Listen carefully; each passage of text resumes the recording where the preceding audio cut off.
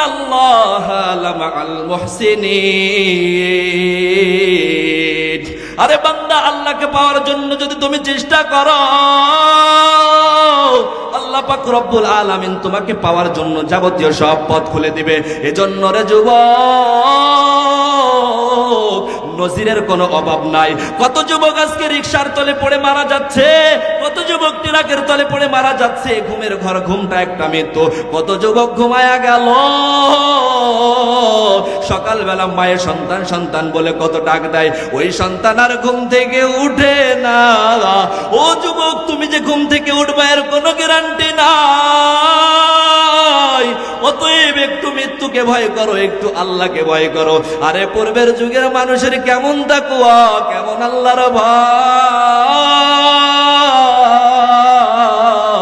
আরে কেমন আল্লাহর ভয়। ফিরাউনের বিবি আসিয়াকে ফাঁসির কাস্টে ঝুলাইয়া দেবে ফিরাউন। এমন একটা মুহূর্তে আসিয়া কান্না করে আর বলে, ও রব, ও আসমানের মালিক, বিদায় বেলায় আপনার কাছে একটি দাবি। এত বড় বেঈমানের ঘরে এসেছি, এত খাবার দেয় না, ঘুমও ঠিক মতো হয় না, নানাবিধ নির্যাতন, তারপরেও একমাত্র আপনাকে পাওয়ার জন্য দুনিয়ার সব কিছু ছেড়ে দিলাম। তবে আপনার কাছে বিদায় বেলায় একটি দাবি, জান্নাতে আপনার পাশে একটি ঘর তৈরি করে দিবেন। এবার ফিরাউন আসিয়াকে ফাঁসির কাস্টে ঝুলাইয়া দিবে। এমন মুহূর্তে হাসিয়া আসমানের দিকে তাকাইয়া হাসি করে। ফিরাউন ডাক দিয়ে বলে, কেবল দেখলাম কান্না, এখনই কেন হাসি করে? হাসরে হাসরে আসিয়া ডাক দিয়ে বলে, আমি আসমানের দিকে তাকাইয়া দেখতেছি মালিকের কাছে যে দোয়া করেছি মালিক সঙ্গে সঙ্গে কবুল করেছে।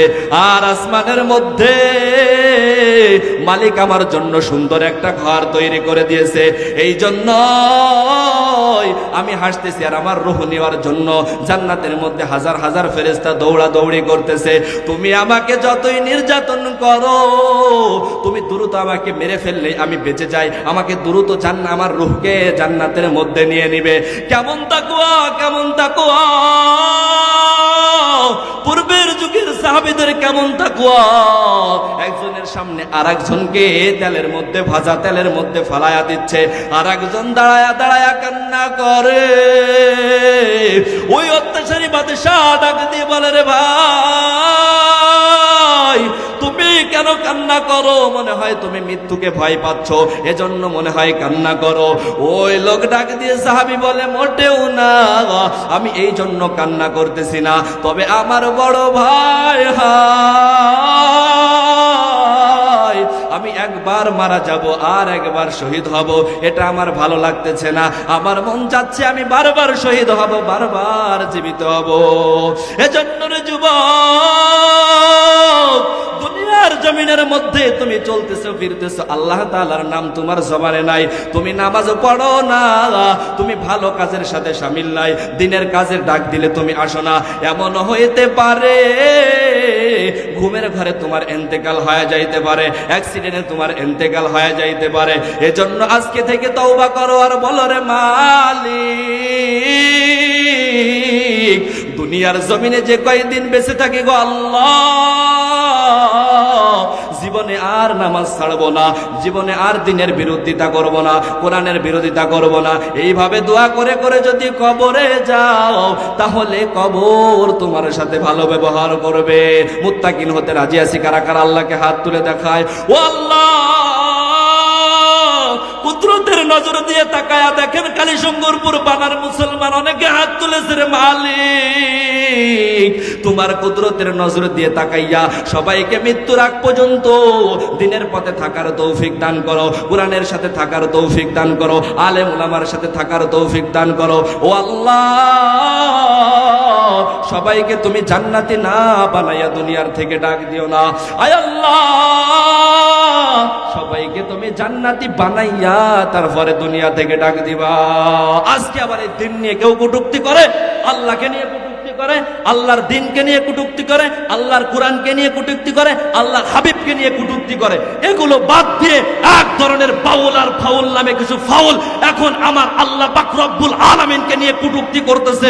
এই স্পষ্ট ঘোষণা আল্লাহর জমিনে 95 ভাগ মুসলমানের রাষ্ট্রের মধ্যে, ওলি আউলিয়ার এই দেশের মধ্যে 95 ভাগ মুসলমানের রাষ্ট্রের মধ্যে যে জমিনের মধ্যে শুয়ে আছে শামসুল হক ফরিদপুরি, যে জমিনের মধ্যে শুয়ে আছে হাফেজজি, যে জমিনের মধ্যে শুয়ে আছে পীরজি, যে জমিনের মধ্যে শুয়ে আছে লক্ষ কোটি ওলি আউলিয়া, এই জমিনের মধ্যে আল্লাহর কোরআনকে নিয়ে কটূক্তি করবে, আল্লাহর দিনকে নিয়ে কটূক্তি করবে, আর আল্লাহকে নিয়ে কটূক্তি করবে। এদের দাঁত ভাঙা জবাব দিতে কারা কারা রাজি আছে? একটু হাত তুলে আল্লাহকে দেখায় দেয়। নারায়ে তাকবীর, নারায়ে তাকবীর।